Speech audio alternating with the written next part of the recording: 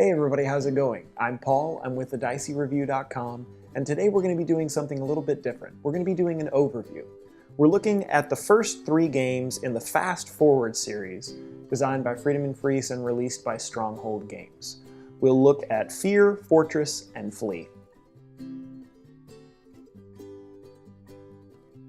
Alright, we have Fear, the first game in the Fast Forward series, continuing along this Fable system as well. This game is pretty interesting. This one has quite a bit of push your luck. This game will start to kind of create more and more cards in the middle that will slowly grow and grow until players have, kind of broken the bank, as it were. I don't want to give away too much of how this game plays.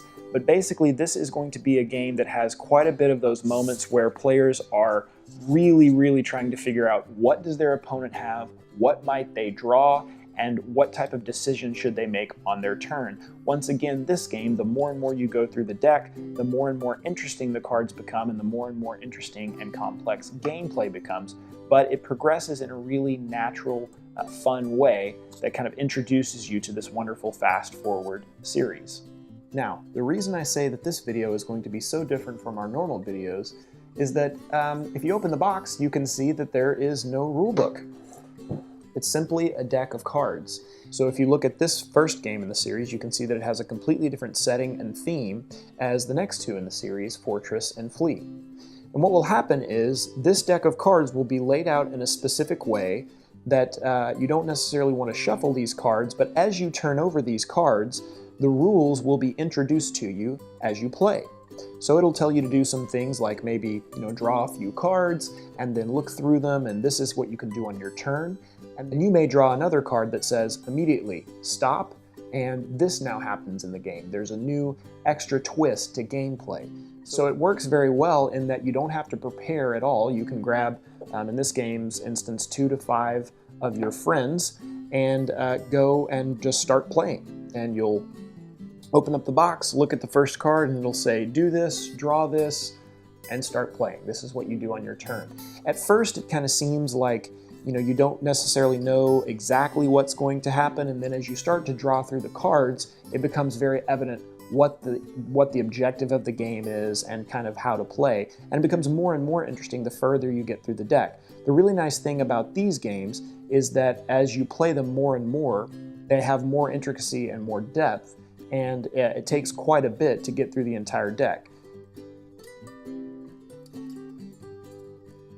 So Fortress is a 2 to 4 player game. This one is my personal favorite. This one has some set collection, this one has some take that, a lot of hidden information, and there's some memory involved in this game. But there's also, some potential bluffing in this game.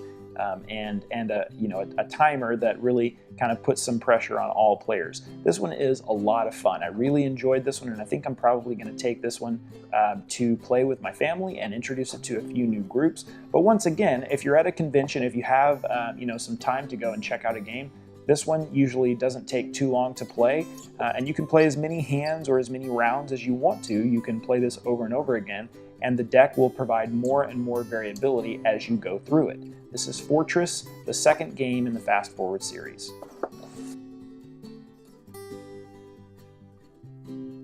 Alright, so we don't want to give you a full look at each one of these games because I don't want to spoil too much, but I was going to go ahead and open up Flee so that you could see a little bit of how the system works and how the game will look on the table. So once again, whenever you open these boxes, you're simply going to see a deck of cards.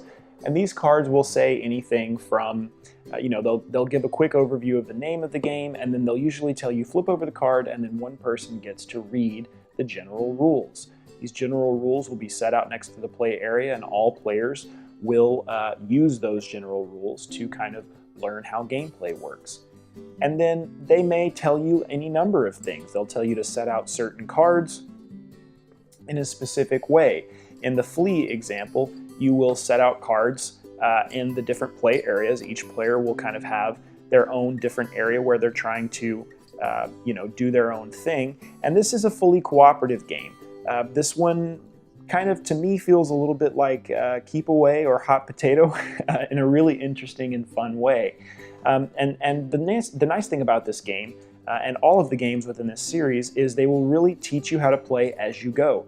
This might be the basic setup, and then it'll tell you to do this on your turn, but each one of these cards may affect gameplay in a certain way. And the cool thing is that after you get your initial setup, the more and more you go through the deck, you might see a card that says something like, stop immediately, gameplay will change in this way. For instance, this card will come up and it'll say, stop. You read this card and it might introduce new rules that will be placed out over here, or it might introduce a new objective that players have to go for, or a new challenge that they have to accomplish. So really interesting way that these games are set up, and the more and more that you go through these decks, the more cards you see, they really have a lot of depth to them, and it takes quite a while to get through the game and play through the entire system. So a lot of replayability here, especially for just a deck of cards. And that's a little bit about how Flee works. And then this one is a 1 to 4 player game. This one can be played solo as well. Well, everyone, you've had a brief overview of how the games work, what you'll be doing, how they'll progress. I didn't want to give away too much because it would kind of be a little spoilery, if that's a word. It would essentially give a little bit too much away. There's a lot of fun in discovering these games by turning over the different cards in the decks. So I didn't want to show too much, but what I will say is if you're looking for a quick, fun experience that has a little bit more depth than what you're used to, and if you're looking for something where you don't have to read the rules because you just learn as you go, these are a great way to accomplish that goal. And each game kind of has a different feel based on kind of what you want to do. So if you like kind of bluffing, push your luck type games, Fear might be more for you. If you like set collection and a little bit of bluffing as well, Fortress might be right up your alley.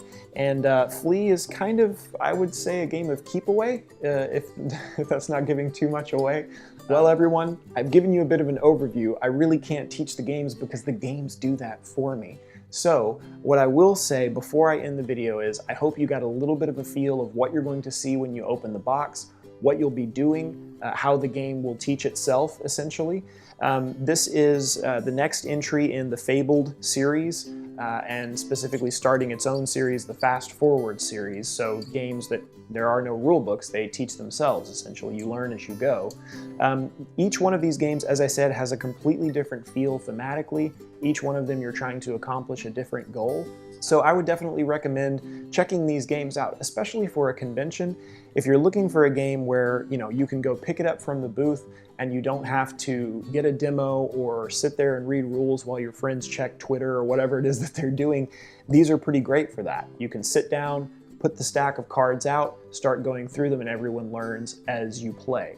So if you're going to be at Essen or if you're going to be at BGG-Con, give these games a bit of your time, check them out. You may end up enjoying them quite a bit. I know that for me, they're definitely different than anything that I've played before, and they were kind of refreshing to just sit down and play. So absolutely go and give them a look. Hopefully the video was informative. If you have any questions, reach back out to me, thediceyreview@gmail.com. Thanks so much, and until next time, we'll see you at the table.